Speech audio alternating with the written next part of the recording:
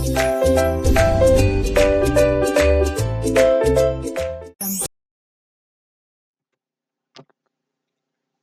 everyone, welcome back to my channel Arsu Education. Learn today, lead tomorrow. Arsu education में आप सभी का स्वागत है। तो आज है तारीख 7 जनवरी 2025। हम कर रहे हैं MS word series. MS word series में हम कर रहे थे टेबल डिजाइन और टेबल लेआउट। टेबल डिजाइन हमने कंप्लीटली स्टडी कर लिया था। आइए आज करते हैं टेबल लेआउट के बारे में। हमने देख सकते हैं आप यहाँ पर हमने लास्ट टाइम पढ़ा था split cells and split table कि सेल्स और टेबल्स को स्प्लिट्स कैसे करते हैं। तो ये चीज हमने की थी लास्ट टाइम। आज हम करेंगे उससे आगे। देख सकते हो यहाँ पर मैं कुछ ले लेता हूँ।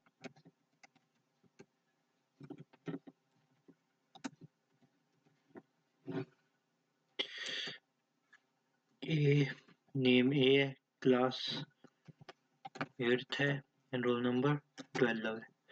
वैसे नेम कुछ और है, क्लास 9th है एंड रोल नंबर 13 है। ठीक है, इस तरीके से आप टेबल बना सकते हो। जैसे यहाँ पर ऑटो फिट का ऑप्शन। ऑटो फिट क्या होता है? Auto fit content. तो ये कंटेंट को ऑटो फिट कर देगा। जितना साइज किसी सेल को चाहिए होगा, किसी रो कॉलम को चाहिए होगा, उतनी साइज में वो ऑटो फिट कर देगा।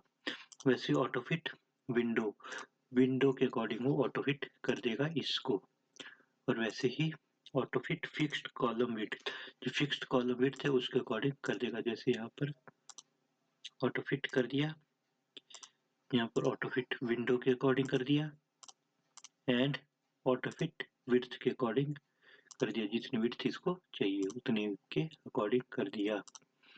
ओके, फिर यहाँ पर हाइट, हाइट आप यहाँ से इंक्रीज डिक्रीज भी कर सकते हैं, जैसे आपने प्रॉपर्टीज से की थी। यहाँ पर आप वो यहाँ से भी कर सकते हैं। वैसे ही विड्थ आप हाइट और विड्थ यहाँ से भी कर सकते हो। ये सिर्फ इसी की चेंज कर, अगर इसकी करनी हो तो आपको इसे सिलेक्ट करना होगा। यहाँ पर अगर इसकी करनी हो तो यहाँ पर सिलेक्ट करना होगा एंड मूव डाउन। वैसे ही distribute rows and distribute columns, distribute rows and distribute columns. अब आप देख सकते हैं यहाँ पर क्या चीज है। जैसे ये एक रो है, आपने रो जो ये इसका साइज है वो आपने क्या कर दिया, मैं अभी बता दूं।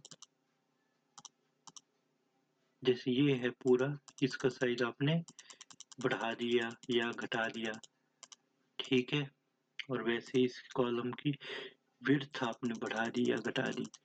तो डिस्ट्रीब्यूट रोज और कॉलम क्या होता है? डिस्ट्रीब्यूट रोज और कॉलम ये मतलब होता है कि जो सारे रोज है वो इक्वली डिस्ट्रीब्यूट हो जाए। मतलब जो इनमें गैप्स है, स्पेस है एक सेल का, वो इक्वल हो। और जैसे यहाँ पर अगर इस सिर्फ इस सेल का मैं हाइट विड्थ बढ़ा दूं, सिर्फ इसी सेल के, वो आप नोटिस करिएगा यहाँ पर मैंने इस क्लास सेल की क्या बढ़ा दी, विड्थ। अब मुझे डिस्ट्रीब्यूटेड रो चाहिए, तो रो तो पहले से ही डिस्ट्रीब्यूट है, और डिस्ट्रीब्यूटेड कॉलम। अब मैंने इस सेल की क्या बढ़ा दी, हाइट बढ़ा दी। अब यहाँ एक चीज में हाइट बढ़ी है, एक चीज में विड्थ। अगर मैं डिस्ट्रीब्यूटेड रो करूंगा तो आप देख सकते हैं जो डिस्ट्रीब्यूटेड रो है उसके थ्रू हमारी जो कॉलम का वो है, रो का साइज है, मतलब वो इक्वल हो गए। वैसे डिस्ट्रीब्यूटेड कॉलम में तीनों कॉलम के साइज इक्वल हो गए। तो इस तरीके से आप कर सकते हो। अब यहाँ पर मार्जिन और अलाइनमेंट्स है।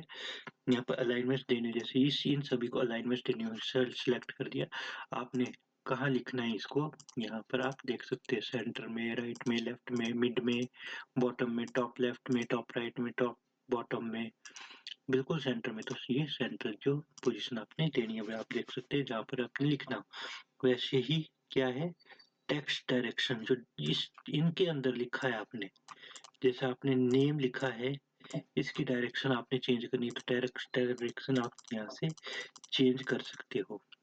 ओके, फिर नेक्स्ट है आपका सेल मार्जिन। सेल मार्जिन से आप तो समझ ही रहे होंगे, वही चीज जो यहाँ पर हमने हाइट और विड्थ दी थी वही चीज आप यहाँ से भी कर सकते हो।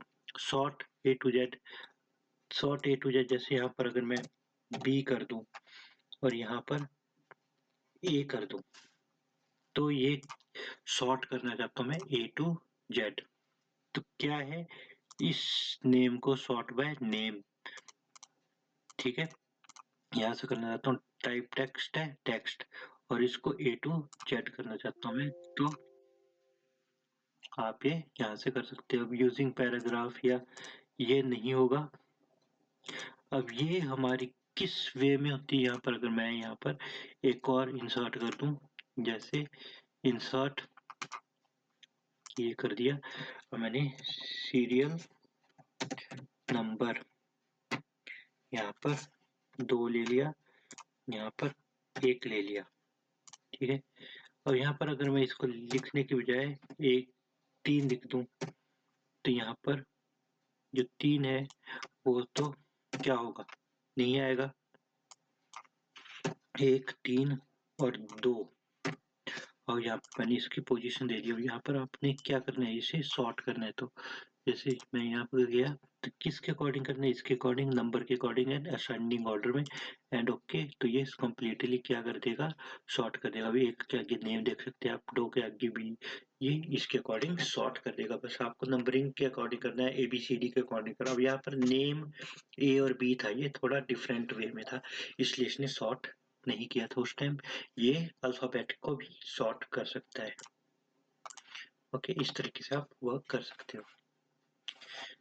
ओके, अब यहाँ पर मैंने एक एक्स्ट्रा चीज ली थी, इसलिए इसने क्या कर दिया, सेल को बढ़ा दिया। ओके, फिर next and last but not least, repeat header row. जो ये आपकी रो है वो रिपीट हो हर सेल में। जैसे आपने नेक्स्ट पेज में वर्क किया तो आपकी ये रो रिपीट होगी हर सेल में, ठीक है। वैसे कन्वर्ट टू टेक्स्ट, जो आपने ये लिखा है ये टेक्स्ट में कन्वर्ट हो जाए। ओके, ठीक है। एंड ओके, अब यहाँ देख सकते हैं आप, टैब्स के थ्रू था इसलिए हमने टेक्स्ट को कन्वर्ट कर दिया। फिर नेक्स्ट है आपका क्या है, टेबल लेआउट में कन्वर्ट टू टेक्स्ट। और यहाँ पर फॉर्मूला मोस्ट इम्पॉर्टेंट, जो हम अगली वीडियो में स्टडी करेंगे, क्योंकि इसमें 2-3 फॉर्मूला है और बहुत इम्पोर्टेंट वर्क रोल करता है MS वर्ड के अंदर, इसलिए इस लास्ट ऑप्शन को हम अगली वीडियो में स्टडी करेंगे। तो इसी के साथ मेरा आज का कंटेंट कंप्लीट हुआ।